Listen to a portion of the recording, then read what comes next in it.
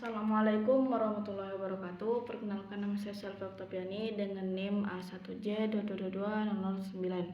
Di sini saya akan sedikit menjelaskan tentang definisi wacana, definisi analisis wacana, ruang lingkup wacana, dan unsur internal dan eksternal dalam wacana. Pertama, saya akan menjelaskan tentang definisi wacana.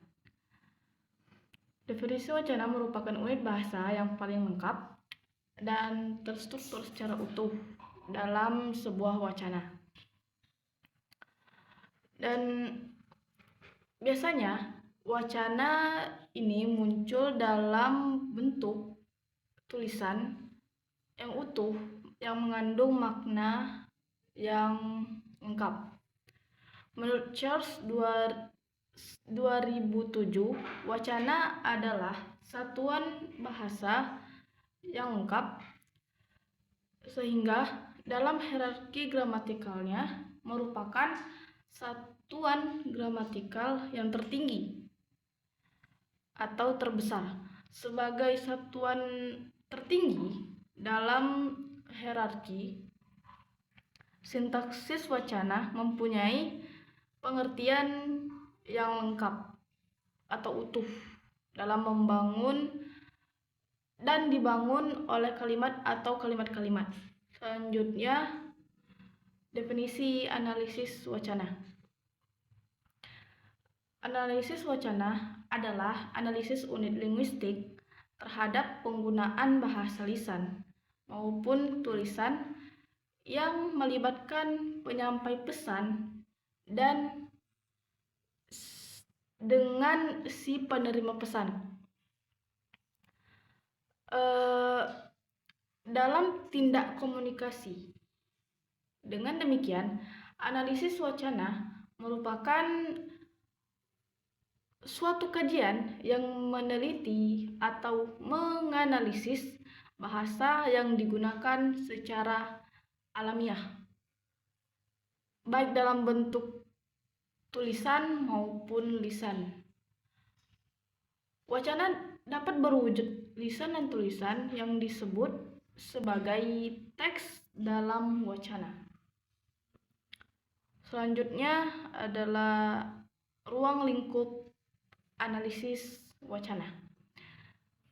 Ruang lingkup analisis wacana sangat luas dan mencakup berbagai aspek dalam bahasa dan konteks sosial. Ruang lingkup analisis wacana yaitu meliputi aspek internal dan eksternal. Pertama, analisis wacana internal meliputi kata dan kalimat, teks, konteks, dan konteks. Analisis wacana eksternal meliputi implikatur, presuposisi, inferensi, dan referensi. Unsur internal wacana itu pertama kata dan kalimat. Kata merupakan bagian dari kalimat atau kalimat yang terdiri dari susunan kata atau frasa. Untuk menjadi sebuah kalimat yang utuh, syaratnya kata harus memiliki pelengkap makna, informasi, dan konteks yang jelas. Kedua, teks. Liday 1994 mengatakan bahwa teks merupakan sebuah satuan bahasa yang sedang melaksanakan tugas dalam konteks tertentu, berlainan dengan kata maupun kalimat yang ditulis di papan tulis. Ketiga, konteks. Menurut Mulyana 2005, konteks merupakan sebuah teks yang bersifat sejajar, koordinatif, dan ada hubungan dengan teks lain. Keempat, konteks.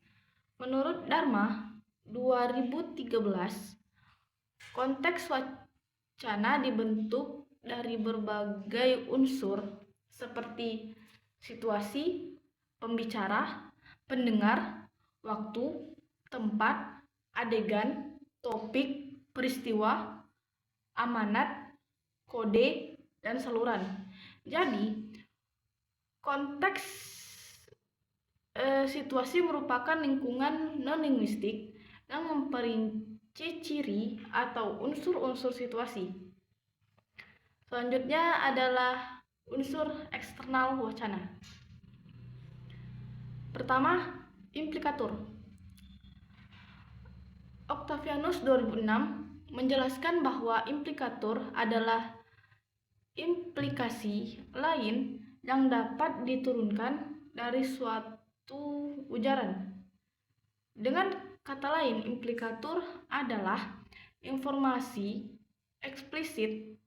implisit yang dapat ditentukan berdasarkan suatu tuturan. Implikatur adalah maksud, keinginan, atau ungkapan hati yang tersembunyi. Kedua, presuposisi. Peranggapan atau presuposisi adalah pengetahuan bersama yang dimiliki oleh penutur dan mitra tutur yang melatar belakangi suatu tindak tutur. Ketiga, inferensi. Inferensi berarti kesimpulan. Dalam bidang wacana, inferensi adalah sebuah proses yang harus dilakukan oleh mitra tutur yang secara eksplisit tidak tampak pada wacana yang diungkapkan oleh penutur. Yang terakhir, referensi. Referensi adalah proses pragmatik seorang penutur atau penulis yang memilih ungkapan-ungkapan linguistik dengan maksud agar pendengar atau pembaca mengenali entitas-entitas tertentu hingga diasumsikan bahwa pendengar atau pembaca dapat bekerja sama dan memahami ungkapan-ungkapan tersebut seperti yang dimaksud oleh penutur. Baiklah, mungkin itu saja penjelasan dari saya. Kurang lebihnya mohon dimaafkan. Wabillahi taufiq wal hidayah. Wassalamualaikum warahmatullahi wabarakatuh.